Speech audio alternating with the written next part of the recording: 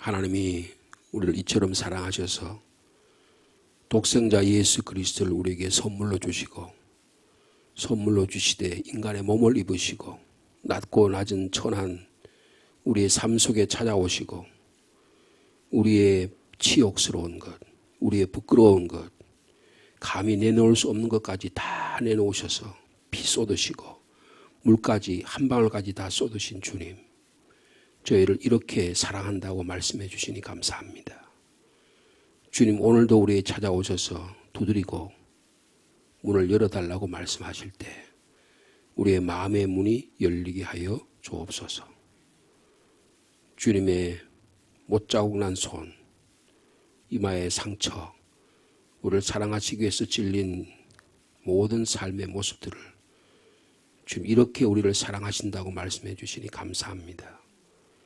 이 사랑이 우리의 삶 속에 생명의 샘물이 되게 도와주시고 성령의 능력이 되게 도와주시고 오늘도 하나님의 말씀에 이 그리스도의 사랑 안에 온전히 우리의 삶을 드리는 복된 하루가 되도록 인도하여 주옵소서. 주님, 성령 하나님, 저희 가운데 떠나지 마시고 저희 안에 좌정하셔서 저의 삶을 주장하여 주옵소서. 예수님의 이름으로 기도하옵나이다. 아멘. 오늘은 1월 22일 수요일 말씀이 되겠습니다. 월요일과 화요일에 이어서 시편 145편 그리고 어저께 이어서 아가서 4장, 오늘은 누가복음 말씀이 되겠습니다. 먼저 시편 145편 다윗의 찬송시 한 절씩 교독하시겠습니다.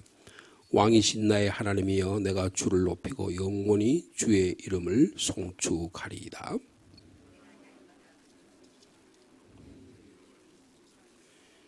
여호와는 위대하시니 크게 찬양할 것이라. 그의 위대하심을 측량하지 못하리로다.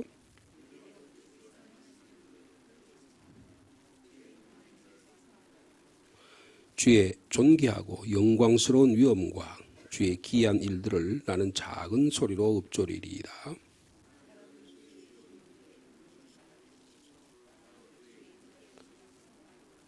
그들이 주의 크신 은혜를 기념하여 말하며 주의 공의를 노래하리로다 하리이다.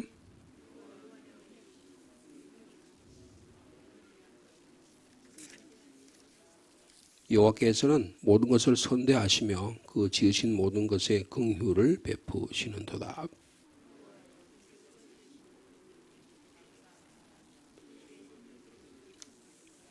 그들이 주의 나라의 영광을 말하며 주의 업적을 일러서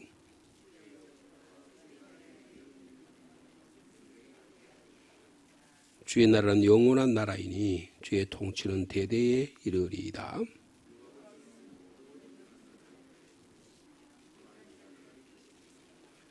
모든 사람의 눈이 주를 앙망하오니 주는 때를 따라 그들에게 먹을 것을 주시며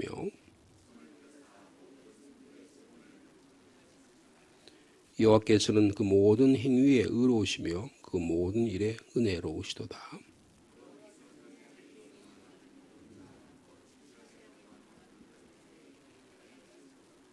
그는 자기를 경외하는 자들의 소원을 이루시며 또 그들의 부르짖음을 들으사 구원하시리로다.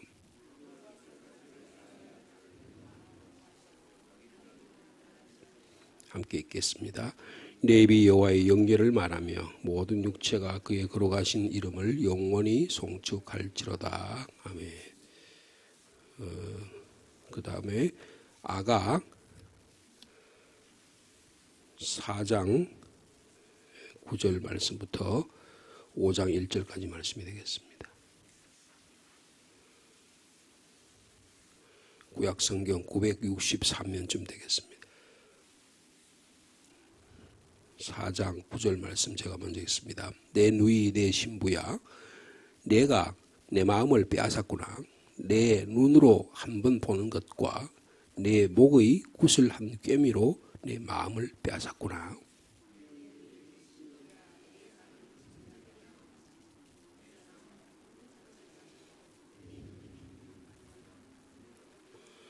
내 신부야, 내 입술에서는 꿀방울이 떨어지고 내 혀 밑에는 꿀과 젖이 있고 내 의복의 향기는 레바논의 향기 같구나.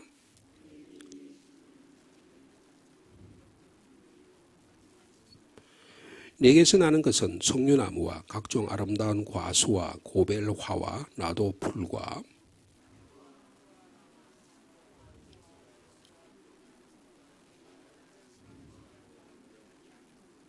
너는 동산의 샘이요 생수의 우물이요 레바논에서부터 흐르는 시내로구나.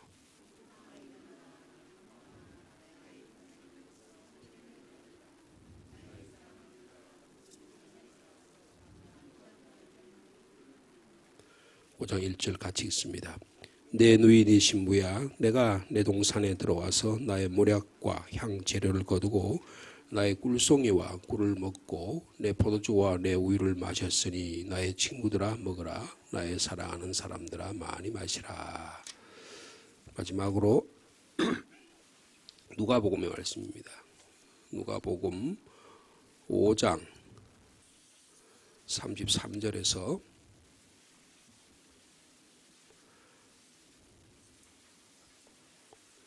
39절까지 말씀입니다.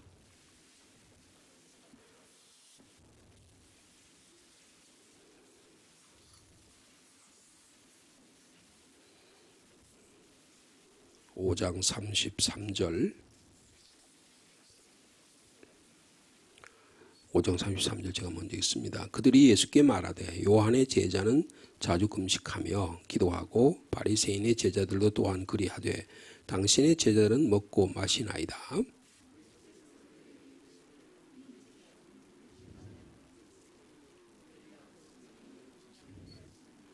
그러나 그날에 이르러 그들이 신랑을 빼앗기리니 그날에는 금식할 것이니라.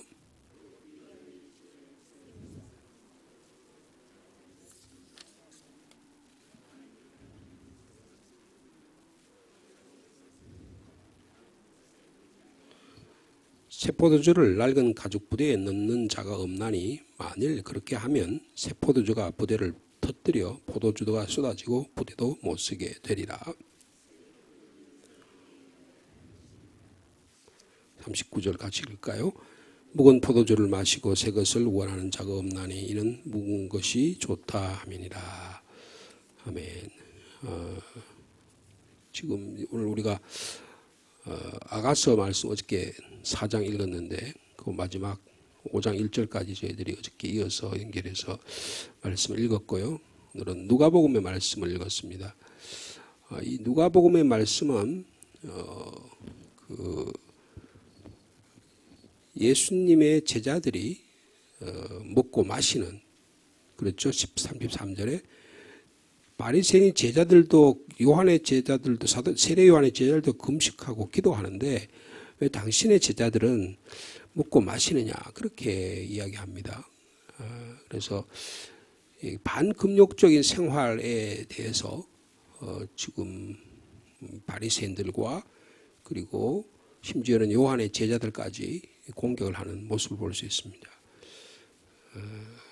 요한의 제자들은 아주 자주 금식을 했던 것 같아요. 그리고 이 바리새인들이 금식했다라고 하는 말은 여기 보면 바리새인의 제자들 또한 그리하되 그렇게 말하는 거 보면 바리새인 제자들 금식했다고 하는 거 보면 언제 금식했겠나? 주로 1년에 한 번은 금식을 했습니다. 대속죄일.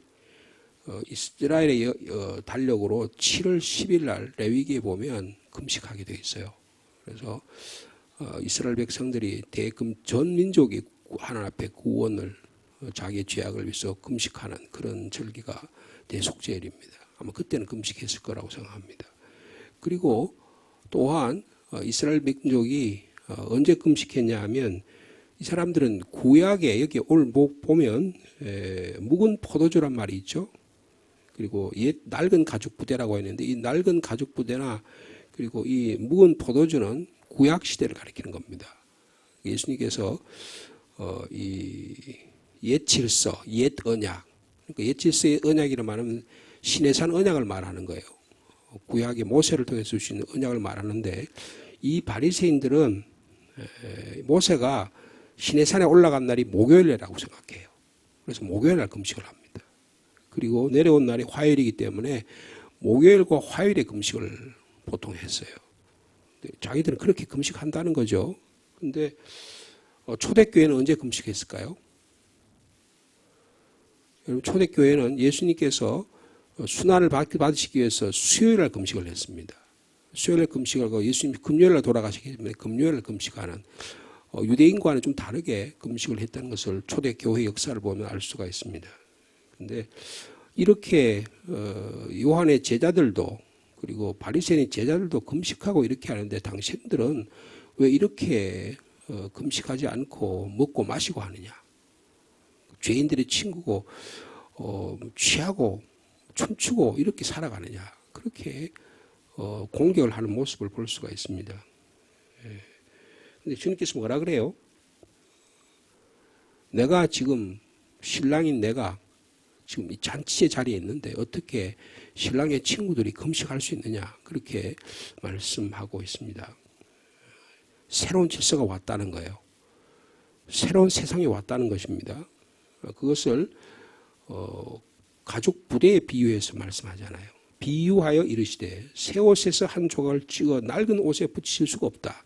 새 옷은 예수 그리스도를 가리키는 겁니다. 낡은 것은 구적인 질서를 가리키는 거예요.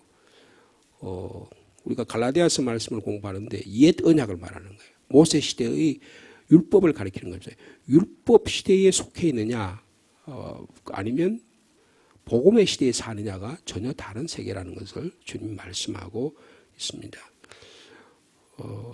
그래서 옛 질서, 옛 언약, 율법의 시대, 모세의 시대, 이건 유대교적인 금식의 슬픈 금식을 의미해요. 그런데 예수 그리스도께서 오심으로 말미암아 새 옷으로, 새 부대로, 새 포도주로 우리가 갈아입고 새 것을 마시게 되면 새로운 질서, 새로운 우주, 복음의 시대, 그리고 예수 그리스도의 생명의 시대가 다가왔다. 그러므로 기독교는 축복과 기쁨의 잔치 시대다. 이렇게 말씀하고 있습니다. 오늘의 우리의 삶 가운데 기쁨과 복음의 능력이 살아 움직이는 저 여러분 삶이 되기를 원합니다. 이걸 한마디로 말하면 사랑의 삶을 산다는 거예요. 사랑의 삶을 산다. 예수 그리스도 안에서 사랑의 능력으로 살아가는 오늘 하루의 삶이 되시기를 축복합니다. 여러분 사랑에 대해서 성경에 가장 아름답게 표현한 것이 아가서입니다. 아가서는 뭐라고 말할까요? 여러분 그 헬라 말로 사랑을 한 세 가지로 표현해요. 보통 기독교적인 사랑을 뭐라 그래요? 아가페적인 사랑이라 그래요. 아가페란 말을 씁니다. 그리고 남녀 간의 사랑을 뭐라 그래요? 에로스라고 표현합니다. 헬라 사상 가운데 에로스적인 사랑을 가장 잘 표현하는 게 이 아가세예요. 그래서 에로스적인 사랑, 남녀 간의 사랑을 굉장히 진하게 표현하잖아요.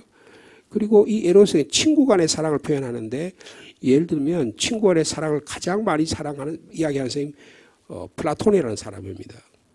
플라톤이라는 사람의 심포지움이라고 하는 책이 있는데 그 소크라테스가 제자들과 대화하는 내용이 이 사랑에 대한 이야기예요.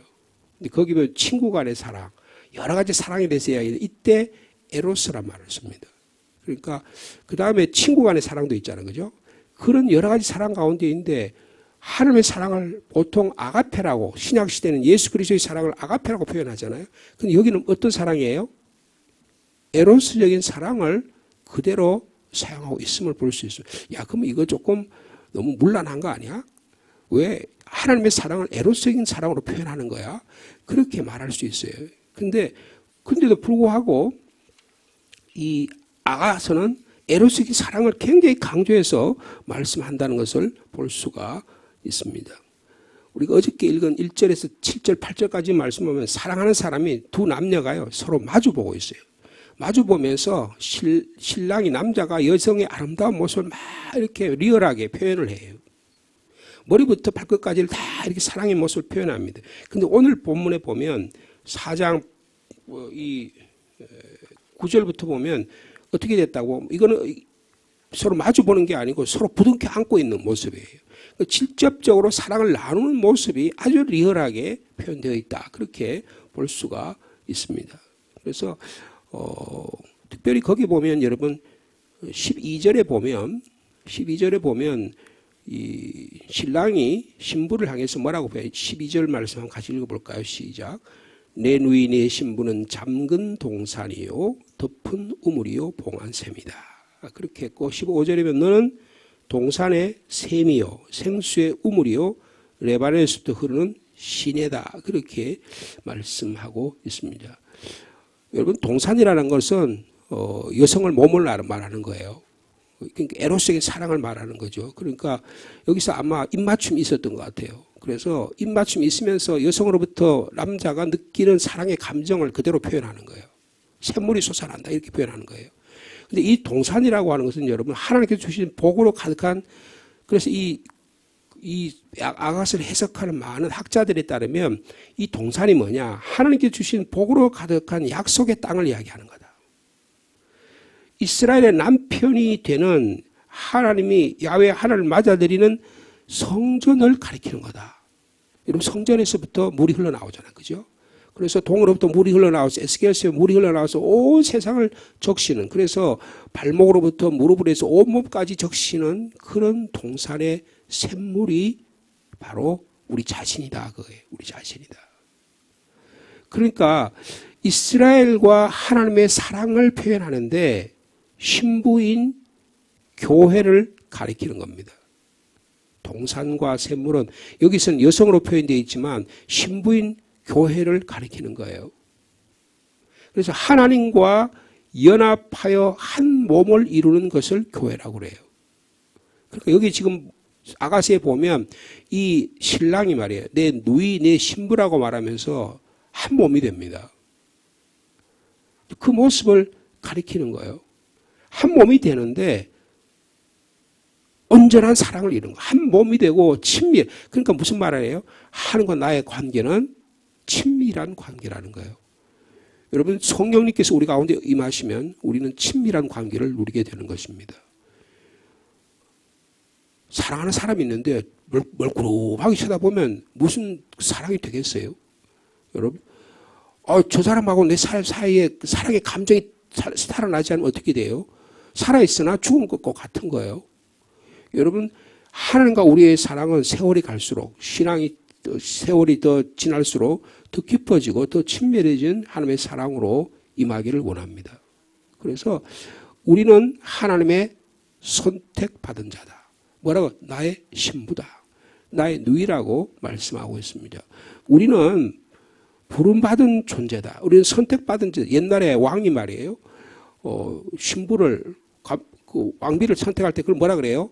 간택한다 그러잖아요. 그러면 모든 다 거기 있는 그 나라에 있는 모든 사람들은 결혼할 수 없습니다. 왕이 선택하는 동안에는 다른 결혼할 수 없는 거예요. 왜냐하면 그 모든 국민에 있는 그 나라에 있는 모든 여인들은 다 왕의 선택받을 대상이 되기 때문에 안 돼요. 그러니까 이거 뭘 말해요? 사랑은 배타적이라는 거예요. 전적인 부부간의 사랑은 배타적입니다. 두 사람 사이에 무엇이 끼어들 수 있는 게 아니에요. 부모도 못 끼어들고요. 자식도 못 끼어듭니다. 물론 다른 사람은 전혀 끼어들 수 없어요. 하나님과 나와의 사랑의 관계를 이렇게 아주 진하게 표현하는 거잖아요. 그래서 뭐라고 표현하냐면 9절에 보면 내 누이 내 신부야 너가 내 마음을 빼앗았다. 그러니까 하나님께서요 이스라엘 민족을 보고 단번에 선택하셨어요. 여러분 두 사람이 서로 사랑할 때 몇 초 만에 사랑한다 그래요. 0.1초도 안 걸린대요. 그러니까 사람과의 관계에서도 눈을 통해서 사랑의 마음이 빼는 게 주님께서 이스라엘 민족이 뭐 별 볼 일이 있습니까? 여러분 아브라함이라는 사람이 갈대아 우르에서요 아버지가요 우상 만드는 사람이에요. 그런데 하나님께서 아브라함과 사라를 사랑하셨어요. 그래서 그를 선택한 거예요. 여러분 우리 입장에서 보면 하나님 우리가 뭐 아브라함 정도나 됩니까? 우리 자신을 보면 구차하잖아요. 우리가 날마다 원망하고 불평하고 우리가 우울하고 그냥 어떤 때는 하늘 올라갔다가 어떤 지옥에 떨어진 일이 롤러코스터를 타는 것 같은 우리의 삶의 모습인데 그럼에도 불구하고 하나님 우리를 사랑하신다고 말씀하시잖아요. 그러니까 하나님의 사랑은 완전히 배타적이라는 거예요. 이 모습이 오늘 이 아가스에 기록되어 있다는 것입니다. 그래서 이 동산이란 말에 13절에 보면 내게서 나는 것은 여기서 내게서 난다란 말을 가운데 읽고 내용을 히브리어로 보면 파르데스란 말을 써요. 파르데스. 이 파르데스란 말에서 파라다이스란 말이 나왔습니다. 그러니까 동사는 파라다이스예요. 하나님과의 친밀한 관계를 유지하는, 여기서부터 파라다이스란 말, 이 파라데스란 말에서 파라다이스라는 말이 나왔다 그래요. 그러니까 하나님과 나와의 아주 친밀한, 어떤 무엇도 나를 배타할 수 없는, 나를 방해할 수 없는 하나님과의 깊은 사랑의 관계가, 그것이 하나님과 나의 친밀한 관계를 유지하게 되는 거다. 그렇게 말씀하고 있습니다. 근데 이거를 여성의 몸으로 비유했습니다. 제가 어저께도 말씀드렸죠. 여러분, 몸은 뭐예요? 성령이 거하시는 전입니다. 우리의 삶의 구체성이 하나님이 임하시는 역사라는 거예요. 우리의 관념 속에, 우리의 머릿속에, 우리의 지성 속에만 찾아오는 게 아니고, 우리 인격 속에서만 찾아오는 게 아니고, 우리의 삶 전부에 다 하나님의 사랑이 오는 거예요. 여러분, 그래서 예수 그리스도께서 인간의 몸을 입고 오신 겁니다. 기독교의 종교는 굉장히 물질적인 거예요. 기독교의 종교는 굉장히 구체적입니다. 기독교의 종교는 경제적이에요. 기독교의 종교는 구체성이 있어야 된다고요. 부부가 서로 사랑한다, 입맞춤이 없어. 부둥켜 안음이 없어. 부부 사이에 사랑의 기쁨이 없어. 그럼 뭡니까? 이거는 사랑이 아니에요. 그냥 소유의 관계가 되는 거죠. 그리고 내가 얼마나 즐기느냐, 내가 너를 얼마나 도구로 즐거움의 대상으로 삼냐, 그러면 그다음부터는 부부 사람 사이에는 인격적 관계가 형성이 되지 않은 것입니다. 그런데 이 아가시에서는요, 에로스적인 하나님의 사랑으로 표현함으로 말미암아 얼마나 하나님이 우리를 사랑하시냐는 것을 더욱더 구체적으로 말씀해 주고 있다는 것입니다. 여러분, 이 전부가요, 9절에서부터 5장 1절까지가 신랑이 신부를 향해서, 남자가 여자를 향해서 하는 표현이에요. 근데 여러분 16절을 한번 보세요.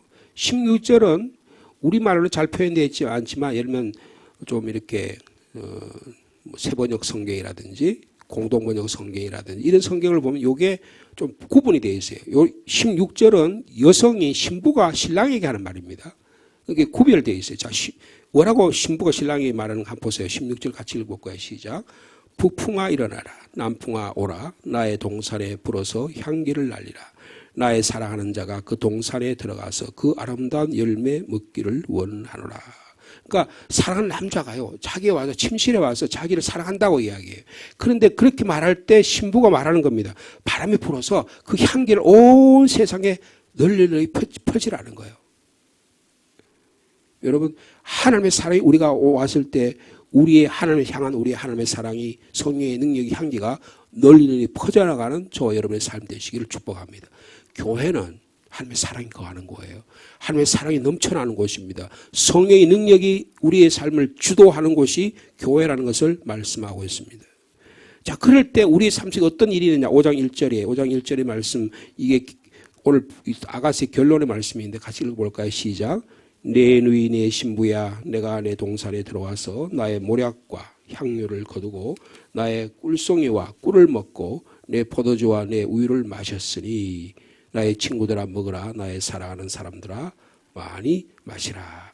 여기서 보면 이 남자가 말이에요, 잠겨있는 동산을 열고 들어가야만 여성과 가까이 져야지만 사랑의 기쁨을 나눌 수가 있어요.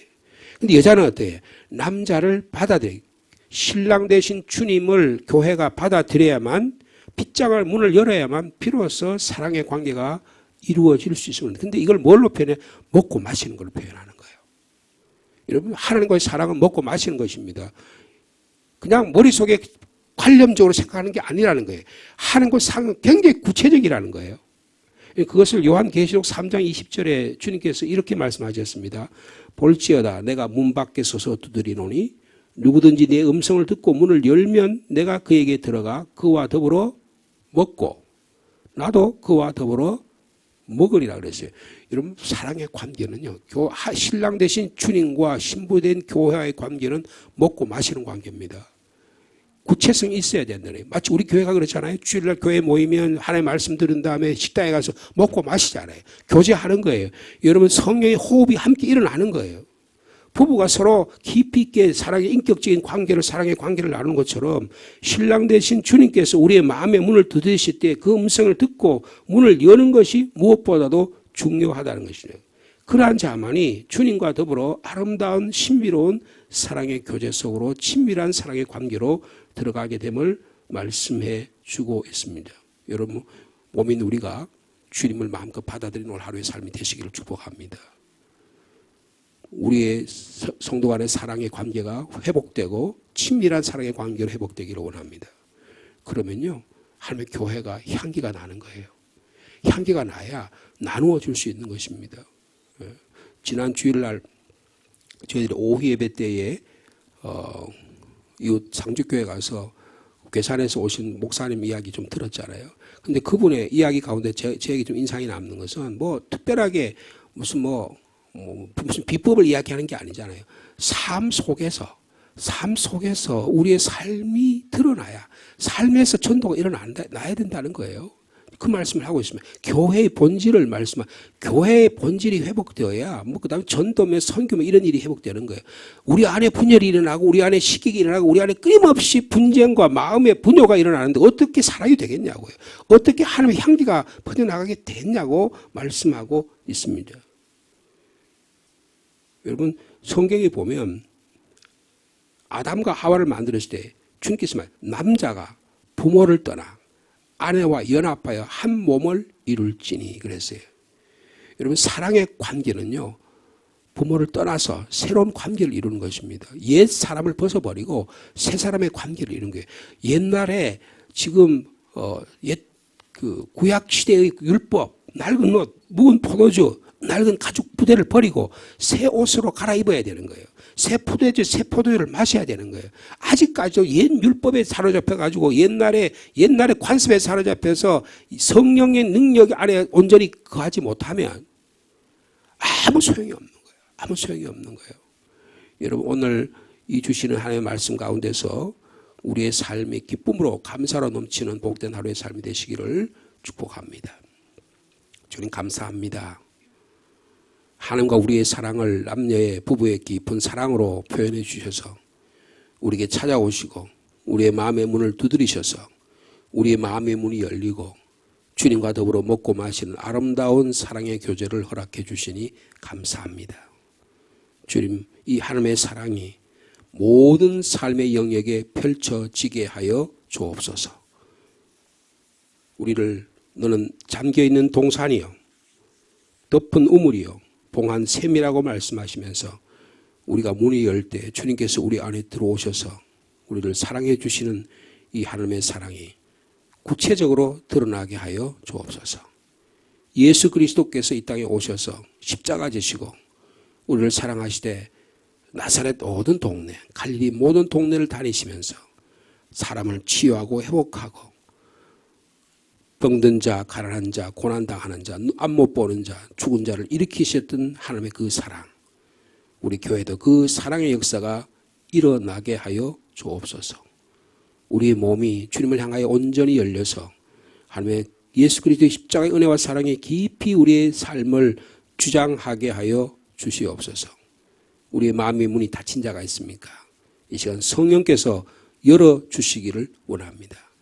예수 그리스도의 십자가의 사랑으로 구체적으로 나를 이렇게 사랑하신다는 것을 이 아침에도 깨닫는 복된 시간 되게 하여 주옵소서. 날마다 우리에게 말씀으로 성령께서 우리의 마음의 문을 두드려 주시는데 우리의 마음이 왜 이렇게 닫혀 있습니까? 왜 우리의 마음이 꽁꽁 얼어붙어 있습니까? 왜 우리의 마음이 찢어지고 갈라져서 예수 그리스도의 십자가의 은혜와 사랑을 함께 나누지 못하는 것입니까? 악한 영적 마귀 사탄들이 우리의 삶을 분열시키려고 하기 때문입니다. 주님, 우리에게 새로운 믿음을 허락하여 주옵소서. 용기를 허락하여 주옵소서. 예수 그리스도의 십자가의 도만이 하나님의 지혜와 하나님의 능력이라고 말씀하셨으니 예수 그리스도의 복음의 능력으로만 우리의 삶을 치유하여 주옵소서.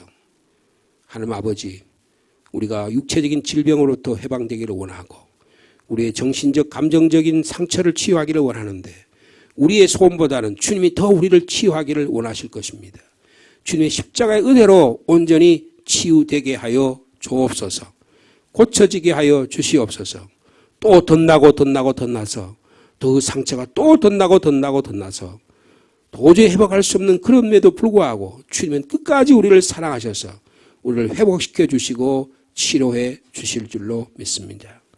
이 하나님의 사랑의 그 모습으로 사랑하는 성도들을 바라보게 도와주시고 이웃을 바라보게 도와주시고 가족을 바라보게 도와주셔서 우리의 힘으로 우리의 능력으로는 되지 않지만 하나님의 말씀의 능력으로 성령의 능력으로 예수 그리스도의 보혈의 십자가의 능력으로는 사랑의 능력으로는 가능하게 될 줄로 믿습니다. 이런 일이 가능할 때까지 저희들 주님 앞에 고개 숙이게 하시고 주님이 우리의 마음에 문을 내주실 때 활짝 열어서 하나님과 나와의 관계가 회복되는 은혜가 있도록 주께서 축복하여 주옵소서. 오늘 수요일입니다. 수요일에 성도들이 함께 모여 주님을 찬양하고 예배하고 기도하며 하나님의 말씀을 들을 때 성령께서 역사해 주실 줄로 믿습니다. 주님 또한 나라와 민족을 위해서도 기도합니다. 정치적으로 경제적으로 사회문화적으로 매우 혼란한 가운데 있습니다.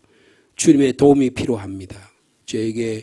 우리에게 회개의 영을 더해 주시고 하나님의 교회가 정신을 차리고 이 시대에 어떻게 바로 살아야 될지 우리의 삶의 구체적인 영역에 있어서 거짓됨이 없게 하시고 우리의 삶에 있어 진실되게 거룩하게 살아가는 신실한 주의 백성이 되어 이 나라를 주님 회복시켜주는 능력이 일어나게 하여 주시옵소서. 주님 새로운 지도자를 보내주셔서 이 민족을 살리게 하시고 남북의 문제, 국제적인 여러 가지 혼란한 문제 가운데 주님 이 민족이 다시 일어나서 하면 나라를 만들어가는 데 귀하게 사용될 수 있도록 인도하여 주옵소서. 가정의 문제로 주님 앞에 기도하며 자녀로 문제로 주님 앞에 기도하며 또한 치유를 위해 기도하는 사랑하는 성도들 이 시간에 주님 찾아오셔서 응답하시고 역사하여 주시옵소서. 예수님의 이름으로 기도하옵나이다.